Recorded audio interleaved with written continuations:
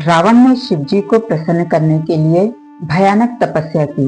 वो हर दिन अपना एक एक सिर काटकर शिवजी को भेंट करने लगा। शिवजी इससे प्रसन्न हो जाते हैं। तब रावण शिवजी से कहता है, भगवान आप मेरी ही लंका में मेरे पास आकर रहिए। शिवजी और पार्वती जी रावण के स्नेह पर मुस्कुराए। शिवजी ने कहा, मैं कैलाश छोड़कर नहीं जा सकता, पर मैं तुम्हें मेरे स्वरूप को सौंपता हूँ।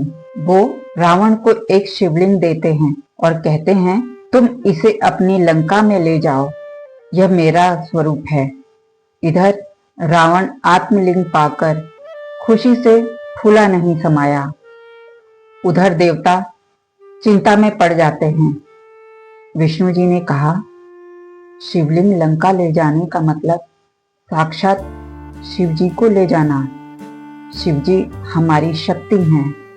उनका हमसे दूर होने का मतलब हमारी शक्ति का छीन जाना। ब्रह्मा जी, इंद्रदेव, चंद्रदेव, सूर्यदेव, वायुदेव आदि ने इस पर सहमति जताई।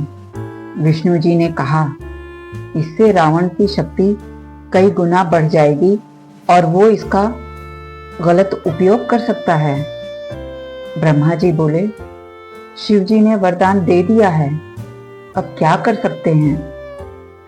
सभी देवता सोच में पड़ गए कि अब बिगड़ी बात कैसे बनाई जाए। विष्णु जी ने कहा, इस समस्या को हम अपनी बुद्धि से सुलझा सकते हैं। इधर रावण शिवलिंग लेकर लंका जाने के लिए निकल ही रहा था कि शिवजी ने कहा, शिवलिंग को जहां स्थापित करना है केवल वहीं रखना, वरना जमीन पर शिवलिंग रखते ही यह वहीं स्थापित हो जाएगा।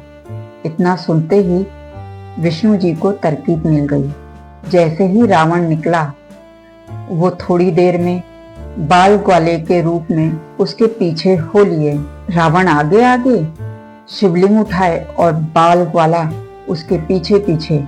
जब थोड़ी देर हो गई तो ग्वाले ने रावण से पानी पीने के लिए कहा।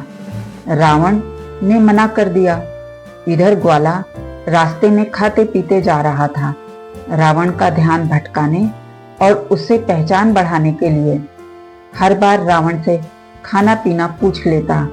कुछ देर बाद रावण ने पानी लेकर पिया और दोनों में पहचान हो गई। फिर रावण को थकान लग रही थी। ग्वाला इसको भांप गया और रावण को उकसाते हुए बोला, बंधु बहुत देर से चलते ही जा रहे हो, लघु शंका के लिए भी नहीं गए। मैं तो 3 बार जाकर आया। रावण को भी अब लघु शंका जाने की तीव्र इच्छा होने लगी, जो विष्णु जी की माया की वजह से था। रावण बड़े संकोच से कहता है, जाना तो चाहता हूं, पर शिवलिंग को लेकर नहीं जा सकता, अपवित्र हो जाएगा। ग्वाला यही तो चाहता था। वो झट से बोला, मैं इसे पकड़ लेता हूं बंधु, तुम जाकर आओ। रावण शिवलिंग थमाकर बोला, बंधु इसे नीचे मत रखना, मैं अभी आया। ग्वाला कहता है, बंधु तुम निश्चिंत रहो। रावण जल्दबाजी में जा रहा है और ग्वाला उसे देख मुस्कुरा रहा है। रावण के चेहरे पर अधीरता है। वो जल्दी जल्दी वापस लौट रहा है कि तभी वो देखता है कि ग्वाले के कंधे पर शिवलिंग नहीं है। रावण को सदमा लगता है। वो ग्वाले को डांटता है, तुम्हें कहा था ना इसे नीचे मत रखना, क्यों रखा। ग्वाले ने कहा, गलती हो गई बंधु, अचानक कंधे में ऐसा खिंचाव आया कि मुझे विवश होकर शिवलिंग जमीन पर रखना पड़ा।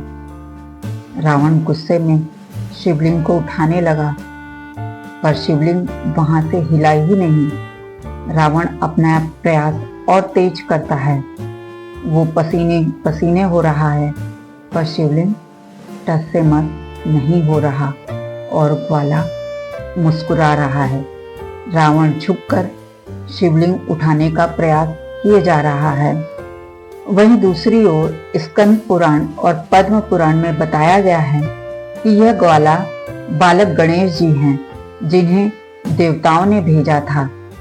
गोकर्ण महाबलेश्वर मंदिर कर्नाटक में है, जो इसी कथा से जुड़ा है और एक प्रसिद्ध तीर्थ स्थान है।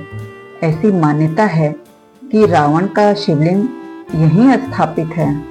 कथा का सार यह है कि अक्सर समस्या का हल बिना लड़ाई झगड़े के बुद्धि बल से भी निकल सकता है। प्रिय दर्शकों, कृपया मेरे चैनल मून वीनस क्रिएशन को लाइक और सब्सक्राइब करें और बेल आइकन अवश्य दबाएं।